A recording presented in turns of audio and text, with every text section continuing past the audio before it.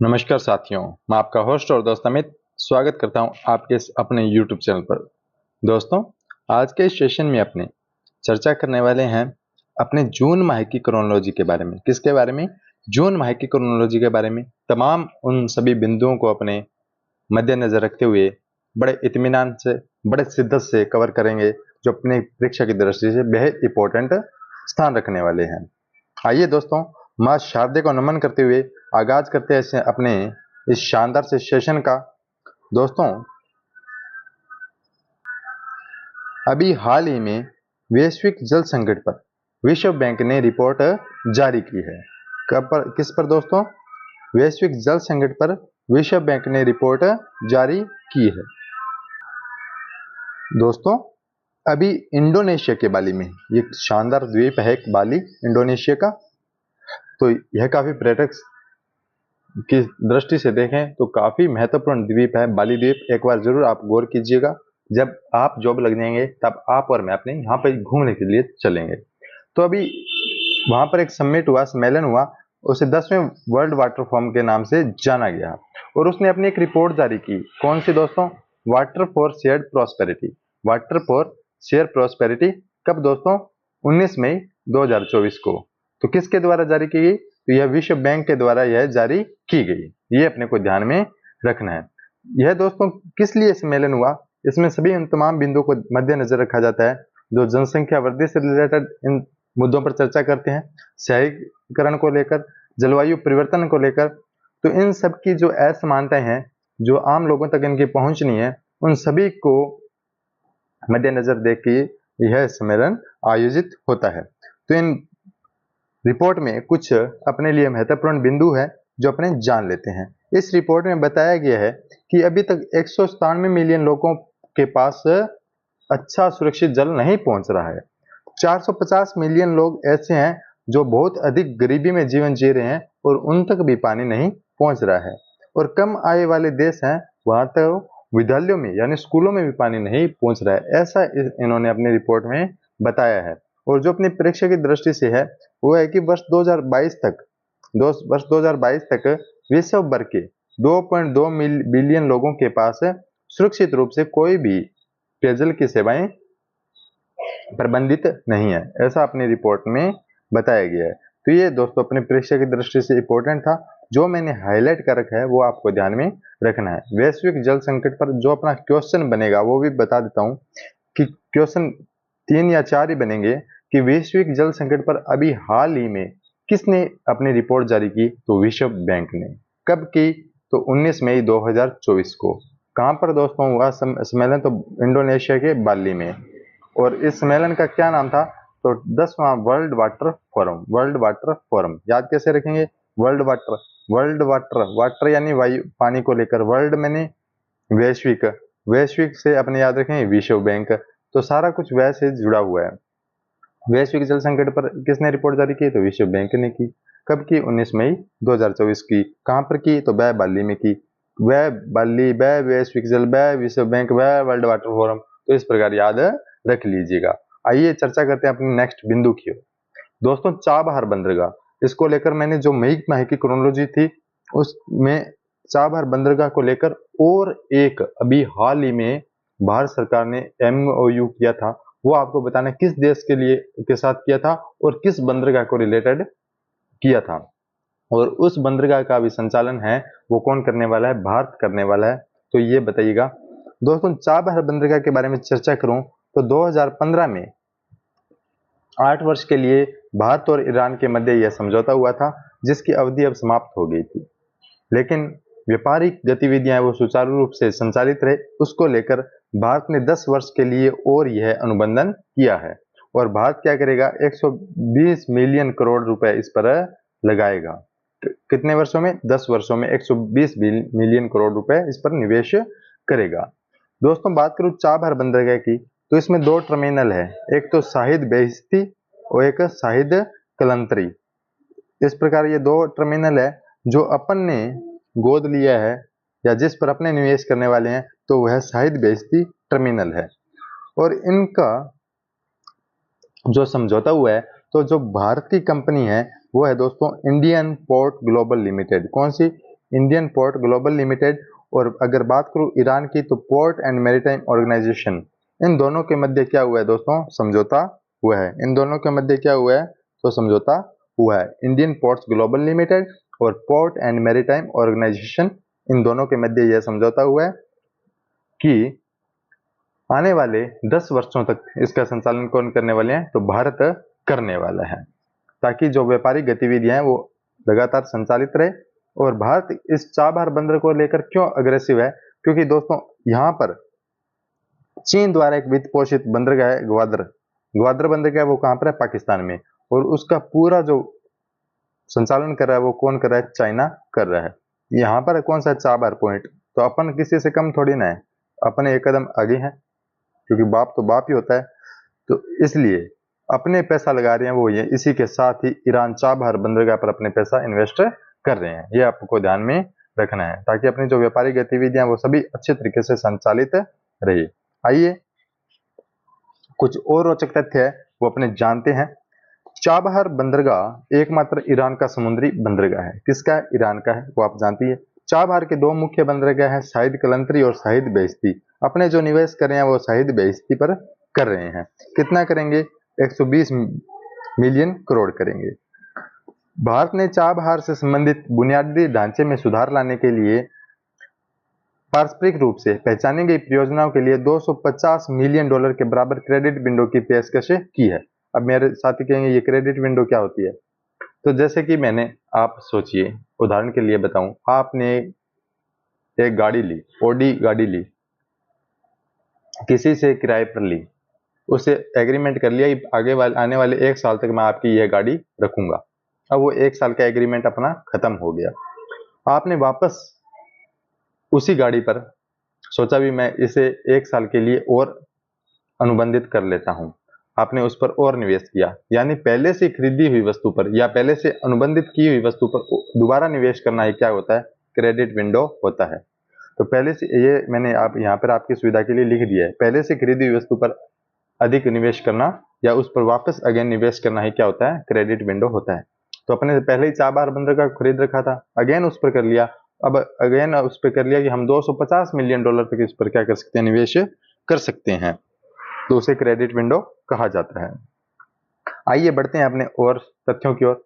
दोस्तों, भारत और ईरान ने बंदरगाह को अंतर्राष्ट्रीय उत्तर दक्षिण परिवहन गलियारा परियोजनाओं के लिए एक महत्वपूर्ण केंद्र के रूप में भी पेश किया है। ये कौन सा उत्तर दक्षिण परिवहन गलियारा? तो इसकी चर्चा अपने कर लेते हैं। ये देखिए दोस्तों, भारत विकसित कर रहा है कि यहाँ से अपना बंदरगाह स्टार्ट होगा, फिर ईरान, ईरान से अजरबैजान, अजरबैजान से रशिया, रशिया होते ही यूरोप कंट्रीज को करते हुए इस प्रकार यह 7200 किलोमीटर का लगभग जो गलियारा है उसके लिए योजनाएं चलाई जा रही है, जिससे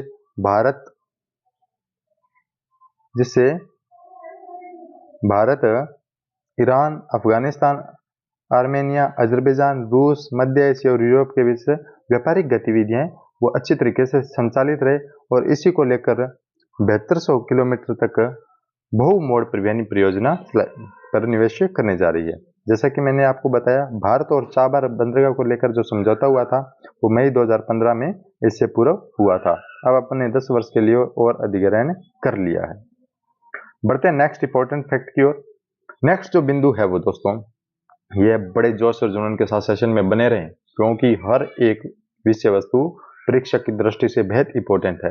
आप तो सेशन के साथ लगातार बने रहे, जोश और जुनून बनाए रखे। धरा ही चला गगन गुंजा, नदी बहा पवन चला, विजय तेरी विजय तेरी विजय तेरी। इसी को लेकर बड़े शिद्दत से अपने पढ़ने वाले हैं। नेपाल में जनसंख्या वृद्धि दर में ऐतिहासिक गिरावट।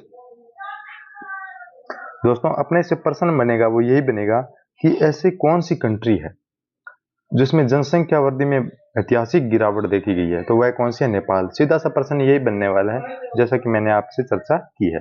ऐसी कौन सी कंट्री है, ऐसा कौन सा देश है जिसमें हाल ही में जनसंख्या वृद्धि में ऐतिहासिक गिरावट देखी गई है या काफी कमी देखी गई है? तो है दोस्तों नेपाल। नेपाल की दोस्तों जो एजेंसी है राष्ट्रीय सांख्यिकी कार्यालय, उसने अपनी रिपोर्ट 5 मई 2024 को जारी की। उसमें बताया कि 1 यानी 10 वर्ष में नेपाल की जनसंख्या में 0.92 प्रति वर्ष कमी हुई है। जो पिछले 80 वर्षों में सबसे धीमी है।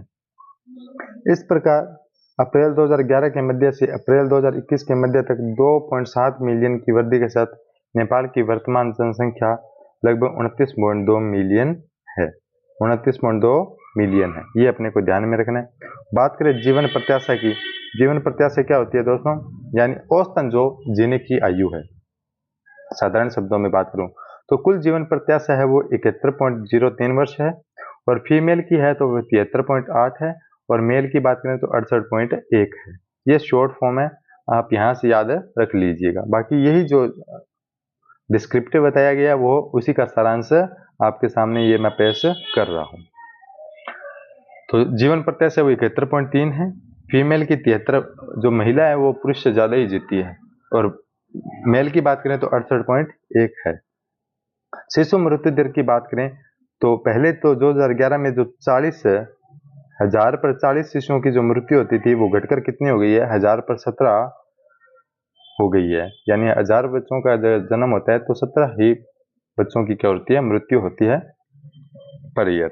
ये अपने को ध्यान में रखना है। प्रजनन दर की बात करें तो जो पहले 2011 में 2.1 बच्चा प्रति महिला था वो घटकर क्या हो गई है, 1.94 प्रति महिला हो गई है। ये अपने को ध्यान में रखना है। तो ये था दोस्तों, इसमें से जो प्रश्न यही बनेगा कि अभी हाल ही में किस देश में ऐतिहासिक जनसंख्या वृद्धि में गिरावट देखी गई है, तो आपको ध्यान में रखना है नेपाल। महिला हिंसा के विरुद्ध यूरोपीय संघ का पहला कानून पारित हुआ है दोस्तों। यूरोपीय संघ, इस यूरोपीय संघ में कुल 27 देश शामिल हैं यूरोप के।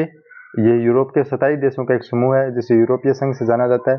इसने महिलाओं को रिलेटेड अपना एक पहला कानून जो जारी किया है वो 7 मई 2024 को किया है। कब किया गया? 7 मई 2024 को किया है। इसमें महिलाओं से आधारित कोई हिंसा है, जबरन विवाह है, महिला जन्नांग विकृति है, ऑनलाइन उत्पीड़न है, इन सभी से इनकी क्या करना, सुरक्षित करना है। इन सभी से क्या करना है, सुरक्षित करना है। इनको लेकर इन्होंने कानून जारी किया है। इसमें दंड का जो प्रावधान किया गया है वो किया गया है कि कम से कम 1 से 5 वर्ष तक की कैद हो सकती है अगर ऐसा कोई अपराध किया जाता है किसी भी व्यक्ति के द्वारा। यूरोपीय संघ के सदस्य देशों में 3 वर्ष के अंदर इन नियमों को अपने राष्ट्रीय कानून में शामिल करना भी आवश्यक है, ऐसा यूरोपीय संघ ने दावा किया है। यूएई ने लॉन्च किया blue residency visa. Very very important है, अपने लिए प्रश्न आएगा तो ये आएगा, हाल ही में किसके द्वारा ब्लू रेजिडेंसी वीजा जारी किया गया है? तो संयुक्त अरब अमीरात के द्वारा किया गया है। क्या है ये ब्लू रेजिडेंस वीजा? मैं आपको शॉर्ट में बता देता हूँ कि ब्लू रेजिडेंस वीजा वह है, जैसे यूएस संयुक्त अरब अमीरात में क्या मरुस्थलीय इलाका बहुत ज्यादा है, रेगिस्तान बहुत ज्यादा फैला हुआ है, तो वह उनको जो पर्यावरण को लेकर काफी उत्साहित है, तो जो वहां पर जाकर पेड़ पौधे लगाएंगे, वहां पर पर्यावरण की सुरक्षा करेंगे, इस उद्देश्य से यूएई में अगर कोई जाता है, संयुक्त अरब अमीरात में कोई जाता है, तो वहां पर उन्हें अच्छी अच्छी सुविधाएं दी जाएगी, वहां पर उन्हें रखा जाएगा और उनके लिए ब्लू रेजिडेंसी वीजा जारी किया जा रहा है।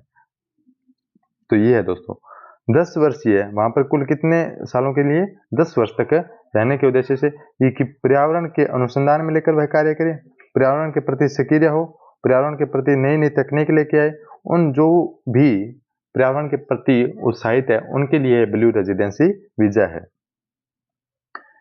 तो यह जो जारी किया गया है, तो पर्यावरण के लिए काम करने वाले लोगों के लिए ये दोस्तों ब्लू रेजिडेंसी वीजा जारी किया गया है। तो वहां पर जो रहेंगे उन्हें बहुत सी सुविधाएं दी जाएगी, लेकिन उन्हें क्या करना पड़ेगा, वहां कोई पर्यावरण को लेकर कार्य करना पड़ेगा, पेड़ पौधे लगाने पड़ेंगे, रिसर्च करने पड़ेंगे, उनके लेकर अनुसंधान करने पड़ेंगे, नई नई टेक्निक्स खोजनी होगी, उन्हें ही क्या दिया जाएगा, ये ब्लू रेजिडेंसी वीजा दिया जाएगा। उन्हें यह क्या रहने वाला है, फ्री ऑफ कॉस्ट रहने वाला है। अगर आप भी पर्यावरण को लेकर उत्साहित हैं और दुबई का भ्रमण करना चाहते हैं तो आप 10 वर्ष के लिए वहां पर जा सकते हैं, लेकिन आपको उस पर्यावरण के फील्ड के रिलेटेड जानकारी होनी चाहिए। दोस्तों नेक्स्ट अपने चर्चा करें, चीन ने लगाया 12 अमेरिकी कंपनियों पर प्रतिबंध। पहले अगर बात करें तो अमेरिका ने चाइना की कुछ कंपनियों पर प्रतिबंध लगा दिया था, तो प्रत्युत्तर में 20 मई 2024 को चीन ने भी काफी सारी कंपनियां हैं जैसे Lockheed Martin, Raytheon, Boeing, General Dynamics, इन सभी कंपनियों पर क्या है, चीन ने भी प्रतिबंध लगा दिए गए, और इसमें कुछ इंपॉर्टेंट है नहीं। बढ़ते हैं नेक्स्ट बिंदु की ओर। संयुक्त राष्ट्र में सदस्य बनने के लिए फिलिस्तीन ने किया क्वालिफाई। वेरी वेरी इंपॉर्टेंट है। अगर प्रश्न बनेगा तो यही बनेगा, हाल ही में संयुक्त राष्ट्र का सदस्य बनने के लिए किस देश ने क्वालिफाई किया है? तो फिलिस्तीन ने किया है। किसने दोस्तों? तो फिलिस्तीन ने किया है। ये अपने को ध्यान में रखना है। संयुक्त राष्ट्र में कुल कितने देश हैं, ये आपको कमेंट बॉक्स के माध्यम से बताना है। तो संयुक्त राष्ट्र में कुल दोस्तों 193 देश ऑलरेडी पहले से है, और 193वां देश कौन सा है वो आप कमेंट बॉक्स के माध्यम से बताइएगा। तो 194वां सदस्य बनने जा रहा है कौन दोस्तों? फिलिस्तीन। इसको लेकर सदस्यों ने अपने अपने प्रस्ताव रखे। तो 193 सदस्यों ने, भारत सहित 143 देशों ने फिलिस्तीन के पक्ष में वोट किया, और जबकि 9 देश थे उन्होंने विरोध में मतदान किया, और 25 देशों ने इसमें कोई भी वोटिंग में भाग नहीं लिया। ये अपने को ध्यान में रखना है। लेकिन भारत चाहता था कि फिलिस्तीन क्या बने? संयुक्त राष्ट्र का सदस्य बने, इसलिए पक्ष में वोट किया है, जो कि क्वालिफाई कर चुका है। अब इसे यह 194वां देश बनने की कगार पर है। इससे पहले 2011 में फिलिस्तीन को संयुक्त राष्ट्र का सदस्य बनाने के लिए आवेदन किया था, परंतु सुरक्षा परिषद ने आवश्यक समर्थन प्राप्त करने में विफल रहा। लेकिन इस पर समर्थन पूरा है और ये बना सकता है। यूरोपीय संघ ने दी दुनिया के पहले एआई कानून की मंजूरी। देखो, यूरोपीय संघ ने 2 पहले कानून बना दिए हैं। एक तो कानून महिला को लेकर, और दूसरा एआई यानी आर्टिफिशियल इंटेलिजेंस को लेकर भी इन्होंने, यूरोपीय संघ ने कानून बनाने की मंजूरी दी गई है। जो कब दी है दोस्तों? 21 मई 2024 को दी है। ये आपको ध्यान में रखना है। यूरोपीय संघ ने पहले महिला कानून का मंजूरी दी है, और दूसरा एआई कानून को भी मंजूरी दी है। यूरोपीय संघ में कुल कितने देश शामिल हैं? तो 27 देश इसमें शामिल है। यूरोपीय देशों का एक समूह है। इस कानून का उद्देश्य यह है कि यूरोपीय संघ के नागरिकों के मौलिक अधिकार का सम्मान सुनिश्चित करना, और यूरोप में कृत्रिम बुद्धिमत्ता आर्टिफिशियल इंटेलिजेंस है उन पर निवेश करना, और आधुनिक जो गतिविधियां नवाचार है उन्हें प्रोत्साहित करना इसका उद्देश्य रहने वाला है। तो ये है दोस्तों आपका एआई कानून, जिसको लेकर यूरोपीय संघ ने मंजूरी दी है। दंड का प्रावधान, अगर आर्टिफिशियल इंटेलिजेंस से कोई छेड़छाड़ होती है तो इस कंपनियों पर क्या किया जाएगा? एआई अधिनियम का उल्लंघन करने वाली कंपनियों पर 35 मिलियन यूरो या उनके वार्षिक वैश्विक राजस्व का 7% जुर्माना लगाने की शक्ति यूरोपीय संघ को होगी, अगर कोई आर्टिफिशियल एजेंसी अधिनियम के उल्लंघन करता है तो।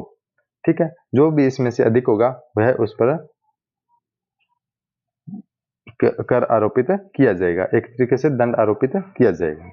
रिपोर्ट और सूचकांक की बात करें, आपको मैं बता दूं कि जनवरी से लेकर जून तक जैसे ही अपनी क्रोनोलॉजी समापन होगी, मैं सभी सूचकांकों को लेकर एक वीडियो बनाऊंगा, जो अपने लिए काफी सेशन है वो महत्वपूर्ण साबित होगा। सभी सूचकांक एक ही वीडियोज में समाहित कर दिए जाएंगे।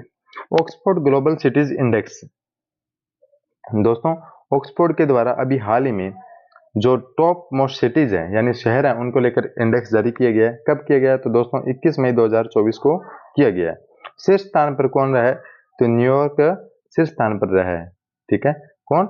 और जो ये दोस्तों इनका जो बेहतर सिटी को प्रदर्शित किया जाता है तो किस आधार पर किया जाता है? तो इसमें कुल 5 आधार होते हैं। इन सभी को मद्देनजर रखते हुए इनके स्थान दिया जाता है। उसमें अर्थशास्त्र को देखा जाता है, मानव पूंजी को देखा जाता है, वहाँ के रहने वाले लोगों की जीवन गुणवत्ता को देखा जाता है, पर्यावरण के लेकर और उनके शासन जैसी श्रेणियों को देखकर उन अंकों को डिवाइडेशन किया जाता है। इस प्रकार कुल मोटे मोटे तौर पर कुल ये 5 आधार है, और इस दुनिया के 1000 देशों का इसमें क्या किया गया है? अध्ययन किया गया। जो 163 देशों से वो सिटी शहर है वो क्या करते हैं? बिलोंग करते हैं। 163 देशों के 1000 सबसे बड़े बड़े शहरों का अवलोकन किया गया। तो उनमें से जो टॉप मोस्ट है वो न्यूयॉर्क शहर है। और अपने जो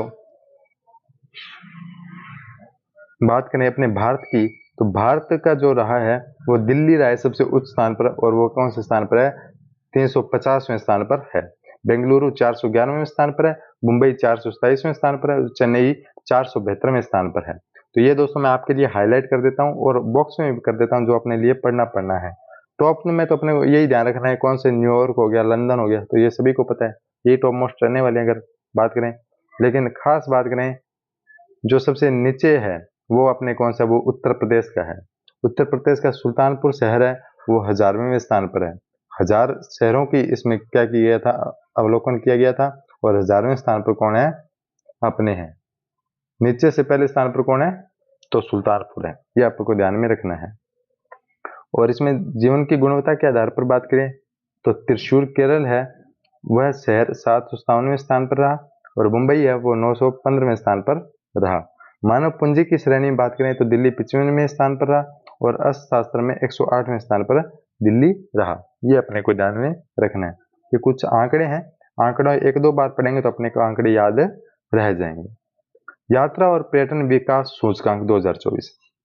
दोस्तों, यह जो सूचकांक है वो विश्व आर्थिक मंच द्वारा जारी किया जाता है, वर्ल्ड इकोनॉमिक फोरम के द्वारा यह जारी किया जाता है। यह द्विवार्षिक होता है, 2 वर्ष में एक बार जारी किया जाता है, और इसमें शीर्ष स्थान पर है वो अमेरिका है, और भारत कौन से स्थान पर है, तो 39वें स्थान पर है। पर्यटन में, यात्रा और पर्यटन में कौन से स्थान पर है, तो 39वें स्थान पर कौन है, भारत है, और शीर्ष स्थान की बात करें तो अमेरिका है। ये अपने को ध्यान में रखना है। विश्व आर्थिक मंच द्वारा अभी जारी नवीनतम यात्रा और पर्यटन विकास सूचकांक में भारत को 119 देशों में 39वां स्थान दिया गया है। इससे पहले 2021 में यह भारत 54वें स्थान पर था, और अब कौन से स्थान पर था, 39वें स्थान पर है। तो यात्रा और पर्यटन में क्या हुआ है, ऐतिहासिक जो अपने को वृद्धि देखने को मिली है। भारत ने 7 के समग्र स्कोर वाले सूचकांक में 4.25 स्कोर अर्जित किया गया है। इसमें जो अंक दिए जाते हैं वो 1, 2, 3, 4, 5, 6, 7, यानी 1 से लेकर 7 तक अंक दिए जाते हैं, और अपने कितने प्राप्त किए हैं, 4.25 अंक प्राप्त किए हैं। तो ये अपने को ध्यान में रखना है। तो इसमें टॉप 10 शहर की बात करें तो America, Spain, Japan, France, Australia, Germany, United kingdom, चीन और इटली और स्विट्जरलैंड है। और भारत कौन से स्थान पर है, तो 39वें स्थान पर है। फोर्ब्स ने जारी की सर्वाधिक कमाई करने वाले एथलीट की सूची, यानी सर्वाधिक कमाई करने वाले जो एथलीट है उनकी सूची अभी फोर्ब्स ने जारी की है। तो सबसे शीर्ष स्थान पर कौन है दोस्तों, तो क्रिस्टियानो रोनाल्डो है। तो ये सभी को पता है। सुप्रसिद्ध अमेरिकी पत्रिका फोर्ब्स द्वारा सर्वाधिक कमाई करने वाले 50 एथलीटों की नवीनतम सूची जारी की है, जिसमें पुर्तगाल के स्ट्राइकर क्रिस्टियानो रोनाल्डो को शीर्ष स्थान पर रखा गया है। रोनाल्डो ने अपने करियर में चौथी बार फोर्ब्स में सबसे ज्यादा कमाई करने वाले एथलीटों की सूची में शामिल हुए हैं। चौथी बार, ये किसी परिचय के मोहताज नहीं है, सभी जानते क्रिस्टियानो रोनाल्डो को। तो ये क्या रहे हैं, प्रथम स्थान पर रहे हैं। और सूची में प्राप्त करने जो शीर्ष पर रहे हैं 10 एथलीट, वो कौन से हैं, तो ये आप इनमें सभी को देख सकते हैं। इनमें अपने भारत का कोई भी नहीं है, तो ये अपने लिए इतना इंपॉर्टेंट है नहीं। बात करें रोनाल्डो के बारे में, इनका पूरा नाम है क्रिस्टियानो रोनाल्डो डोस सैंटोस एविएरो। इनका जन्म हुआ था 5 फरवरी 1985 को। ये पुर्तगाली पेशेवर फुटबॉलर हैं, और इन्होंने 4 बार फोर्ब्स में अपना नाम दाखिल करवा चुके हैं। World migration report, world migration report है दोस्तों, यह अंतर्राष्ट्रीय प्रवासन संगठन के द्वारा जारी की जाती है, और जारी कब की गई, तो 7 मई 2024 को जारी की गई, और यह द्विवार्षिक होती है, यानी 2 वर्ष में एक बार जारी की जाती है। तो इसमें बताया गया है कि वर्ष 2022 तक कुल विस्थापितों की संख्या 6.90 करोड़ थी। सबसे अधिक जो विस्थापित हुए हैं वो लोग कहाँ से हुए हैं, यूक्रेन से हुए हैं। अगर आपदा के कारण सर्वाधिक विस्थापित हुए हैं तो वो कहाँ से हुए हैं, पाकिस्तान से हुए हैं। ये अपने को ध्यान में रखना है। सर्वाधिक विस्थापित कहाँ से हुए हैं, यूक्रेन से, लेकिन आपदा के कारण, कोई भी क्लाइमेट के कारण, इशू के कारण जो सर्वाधिक विस्थापित हुए हैं लोग, यानी एक स्थान से दूसरे स्थान पर छोड़कर उसे चले गए हैं, तो वह पाकिस्तान है। और दुनिया में सबसे अधिक प्रवासी छात्र बात करें तो वह एशिया से आते हैं। ये अपने को ध्यान में रखना है। दुनिया में सबसे अधिक प्रवासी छात्र की बात करें तो वह एशिया से आते हैं। दुनिया में अंतर्राष्ट्रीय प्रवासी छात्रों के लिए सबसे बड़ा गंतव्य देश अमेरिका जाते हैं, इसके बाद ब्रिटेन, फिर ऑस्ट्रेलिया, फिर जर्मनी और कनाडा। भारत बना सर्वाधिक धन प्रेषण प्राप्त करता देश। ये अपने को ध्यान में रखना है कि सर्वाधिक धन प्रेषण प्राप्त करता देश कौन है। धन प्रेषण क्या होता है, इसके बारे में अगर जाने तो धन प्रेषण होता है कि अपने कोई भी, जैसे अपना या आप हैं या मैं हूं, का विदेश में जाकर धन अर्जित करते हैं, और वह धन क्या करते हैं, भारत में बेचते हैं, वो क्या होता है, धन प्रेषण होता है। कि विदेशों से कमाई गई पूंजी को भारत में निवेश करना या भारत में भेजना, तो सर्वाधिक धन प्रेषण किसने किया है? तो भारत ने किया है। इसके साथ भारत धन प्रेषण प्राप्त करने के मामले में $100 बिलियन के आंकड़े तक पहुंचने वाला पहला देश बन गया है। वो कितना किया है? तो वर्ष 2022 में भारत ने $111 बिलियन से अधिक धन प्रेषण प्राप्त हुआ है, जो दुनिया में सबसे अधिक है। ये अपने को ध्यान में रखना है। भारत विश्व में सबसे बड़ी संख्या में अंतर्राष्ट्रीय प्रवासियों का मूल स्थान है। भारतीयों का अधिकतम प्रवास संयुक्त अरब अमीरात में था। जो अपने सर्वाधिक लोग गए हैं वो कहाँ पर गए हुए हैं? लगभग 3.47 मिलियन लोग संयुक्त अरब अमीरात में प्रवास कर रहे हैं। तो सर्वाधिक जो धन हुआ है एकत्रित वो कहाँ से आया? तो अपने पास संयुक्त अरब अमीरात से। उसके बाद बात करें तो अमेरिका से 2.7 मिलियन और सऊदी अरब में 2.5 मिलियन है प्रवास है। ये अपने को ध्यान में रखना है। ट्रेवल के लिए दुनिया के सबसे सुरक्षित शहरों में बात करें तो कौन है? होनोलुलु टॉप पर है। कौन है दोस्तों? होनोलुलु टॉप पर है। अमेरिका की ट्रेवल इंश्योरेंस एजेंसी है बर्कशायर हैथवे ट्रेवल प्रोटेक्शन द्वारा एक रिपोर्ट जारी की गई है। उसमें बताया गया कि अमेरिकी द्वीप हवाई के शहर होनोलुलु को शीर्ष स्थान पर रखा गया है। बर्कशायर द्वारा जारी ट्रेवल के सबसे सुरक्षित शहरों की सूची में अन्य शहर भी है। Montreal, Reykjavik, Sydney, Amsterdam, Dubai, Copenhagen, London, Seoul, Venice, Tokyo, Paris, Barcelona, Orlando. ये सभी क्या सुरक्षित हैं, लेकिन सबसे सुरक्षित कौन है? होनोलुलु। अगर आप वहां पर जाएंगे तो बहुत अच्छी सेफ्टी फील करेंगे होनोलुलु में। Centre for world university ranking, इसकी चर्चा आपने मार्च की क्रोनोलॉजी में की थी, अप्रैल की क्रोनोलॉजी में की थी। ये सेंटर फॉर वर्ल्ड यूनिवर्सिटी ये क्या करता है? इसके नाम से ही पता चलता है यूनिवर्सिटी। ये यूनिवर्सिटियों की रैंक जारी करता है कि कौन सी यूनिवर्सिटी अच्छी है, कौन सी यूनिवर्सिटी खराब है। तो अपने आधार पर यह क्या करती है? आंकलित करती है। इस अपने रिपोर्ट कब पेश की? इसने 13 मई 2024 को की गई। इस रैंकिंग में भारतीय प्रबंधन संस्थान IIM अहमदाबाद भारत का शीर्ष प्रदर्शन करने वाला संस्थान रहा है। रैंकिंग में IIM अहमदाबाद 9 पायदान ऊपर चढ़कर वैश्विक स्तर पर 410वें स्थान पर पहुंच गया है। इस रैंकिंग में कुल 64 भारतीय विश्वविद्यालय शामिल थे, जिसमें 32 भारतीय संस्थानों ने अपनी रैंकिंग में सुधार किया है। यानी आधे संस्थानों ने क्या कर चुके हैं? अपनी रैंकिंग में सुधार कर चुके हैं। जो टॉप अपने रहे हैं 410वें स्थान पर रहे हैं तो IIM अहमदाबाद रहा है। 501वें स्थान पर भारतीय विज्ञान संस्थान रहा है। 568वें स्थान पर भारतीय प्रौद्योगिकी संस्थान बंबई रहा है। 582वें स्थान पर भारतीय प्रौद्योगिकी संस्थान मद्रास रहा है और 606वें स्थान पर Tata institute of fundamental research रहा है। अगर वर्ल्ड लेवल की बात करें तो टॉप संस्थाएं जो रही हैं वो मैंने आपको बताया था, हार्वर्ड विश्वविद्यालय और मैसाचुसेट्स इंस्टीट्यूट ऑफ टेक्नोलॉजी रहा है। उसके पास स्टैनफोर्ड। ये आप याद रखेंगे। कैसे याद रखेंगे? हमसे आप याद रख लेंगे कि जो टॉप यूनिवर्सिटी है वो कौन सी है? वो हमसे है। टॉप यूनिवर्सिटी जिसमें हम एडमिट होंगे वहां के वो हमसे क्या बन जाएगी? टॉप यूनिवर्सिटी बन जाएगी। तो हमसे से आप याद रख लेंगे हार्वर्ड, मैसाचुसेट्स और स्टैनफोर्ड। इस प्रकार आप याद रख लीजिए मेरे सभी प्रिय साथियों। Centre for world university ranking की स्थापना 2012 में की गई और ये नादिम महासन के द्वारा की गई। Centre for world university ranking अपने मूल्यांकन के लिए 7 वस्तुओं संकेतों का उपयोग करता है, जिसमें शिक्षा की गुणवत्ता, पूर्व छात्रों का रोजगार, संकाय की गुणवत्ता शामिल है। अन्य रैंकिंग के विपरीत यह दुनिया भर में 19,000 से अधिक विश्वविद्यालयों का आंकलन करता है और शीर्ष 2000 की सूची प्रकाशित करता है। और इसका जो मुख्यालय है वो कहाँ पर है दोस्तों? संयुक्त अरब अमीरात में है। ये अपने को ध्यान में रखना है। यह था centre for world university ranking. इसके बारे में अपन ने पढ़ा। भारतीय विश्व कृत्रिम बुद्धिमत्ता की दौड़ में शीर्ष स्थान पर है। कृत्रिम बुद्धिमत्ता आर्टिफिशियल इंटेलिजेंस होगी दोस्तों। Intelligent data infrastructure company net app ने क्लाउड जटिलता पर एक रिपोर्ट जारी की है। इस रिपोर्ट में कृत्रिम बुद्धिमत्ता AI के उद्भव पर सबसे आगे और पीछे के देशों का स्पष्ट विभाजन प्रस्तुत किया है। नेट ऐप की इस रिपोर्ट में कहा गया है कि भारत, सिंगापुर, यूनाइटेड किंगडम और संयुक्त राज्य अमेरिका जैसे देश AI अपनाने में अग्रणी है, ऐसा नेट ऐप ने बताया है। और इससे लेकर कोई विशेष इंपॉर्टेंट फैक्ट है नहीं। विश्व प्रेस स्वतंत्रता सूचकांक 2024 जारी किया गया। अभी दोस्तों 2024 में विश्व प्रेस सूचकांक स्वतंत्रता जारी शीर्षक से जारी हुआ है। किसने किया है? रिपोर्ट विदाउट बॉर्डर्स ने यह रिपोर्ट जारी की है। कब दोस्तों? 3 मई 2024 में। जो उसे उस स्थान पर है वो नॉर्वे है, और जो निम्नतम स्थान पर है वो इरिट्रिया है।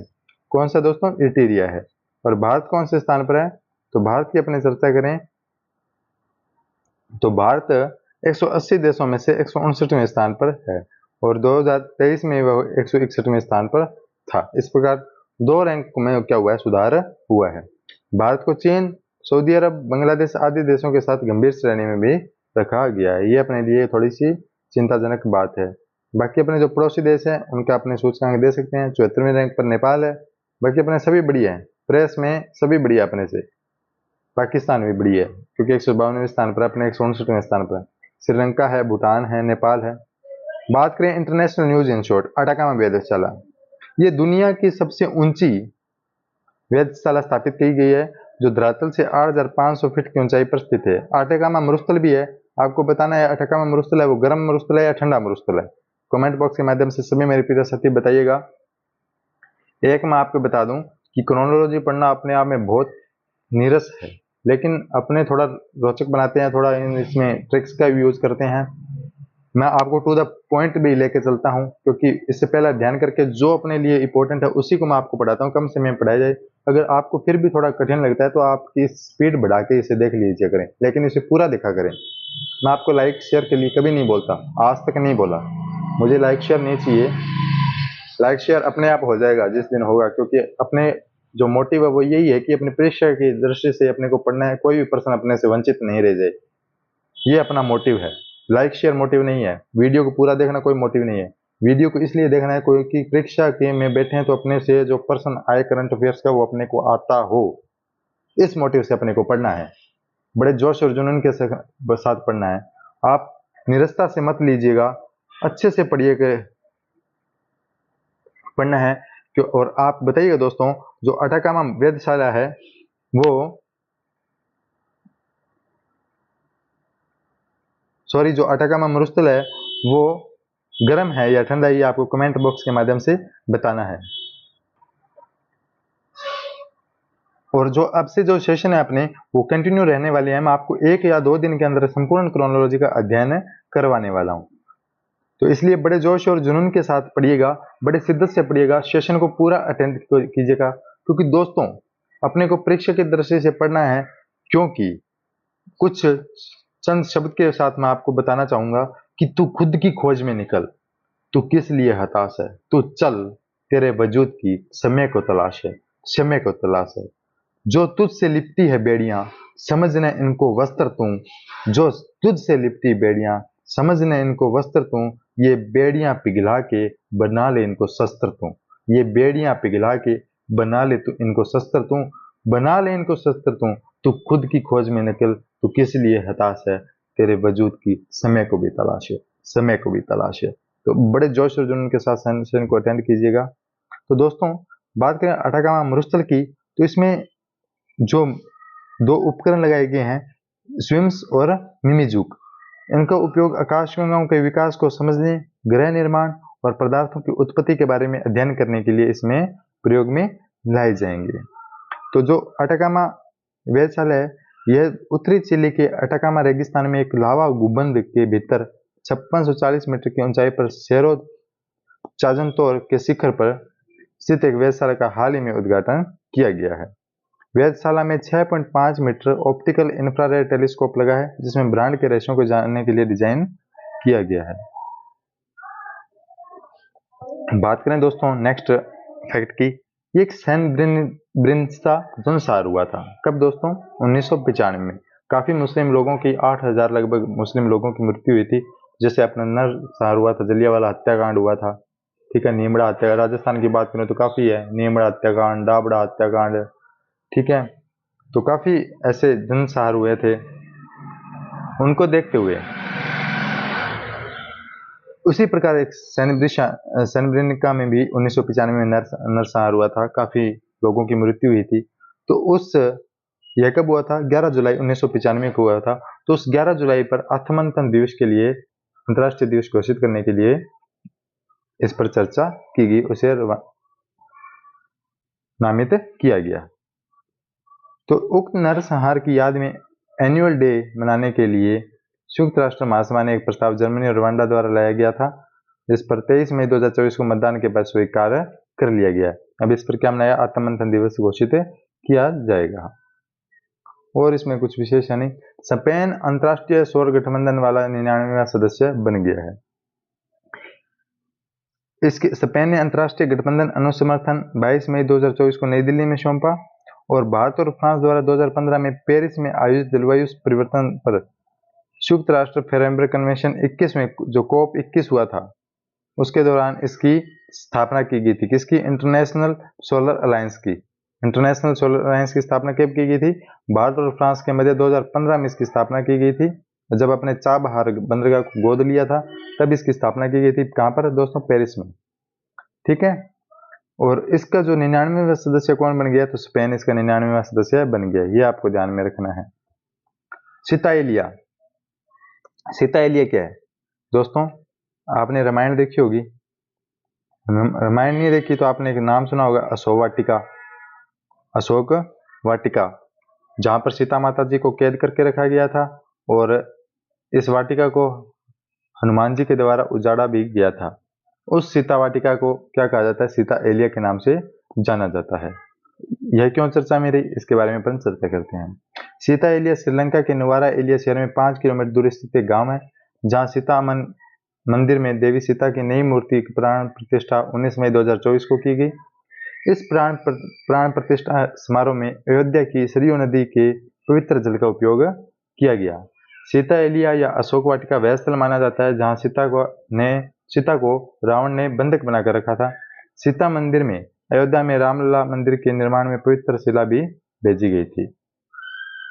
तो ये है दोस्तों, इसलिए चर्चा में रहा है। उस मंदिर में सीता माता की जो मूर्ति की प्राण प्रतिष्ठा हुई है, वहां से इस अयोध्या से पानी लेके वहां पर ले जाया गया था। तो ये था दोस्तों अपना आज का सेशन। कैसा लगा जरूर बताइए कमेंट बॉक्स के माध्यम से। ये कुछ प्रश्न है, या पढ़ लेना। जो हाईलाइट किए हुए हैं वो अपने लिए इंपॉर्टेंट है। प्रश्न तो आप ऑनलाइन या पढ़ सकते हैं, तो इसलिए ये था अपना आज का सेशन। जल्दी मैं आपके साथ उपस्थित होऊंगा राष्ट्रीय परिदृश्य को लेकर, और बड़े शिद्दत के साथ। अगर आप पूरा समय न दे पाए तो जरूर इसे स्पीड करके आप पढ़ लीजिएगा, टू द पॉइंट पढ़िएगा। और जो अंत जैसे ही अपने जून की क्रोनोलॉजी समापन होती है, तो मैं 6 महीनों का एक साथ लेकर उपस्थित होऊंगा करंट अफेयर्स को लेकर। इसी के साथ जय हिंद, जय भारत। लगातार मस्त रहिए, प्रसन्नचित रहिए, हंसते रहिए, मुस्कुराते रहिए। इसी के साथ मेरा सभी को नमस्कार।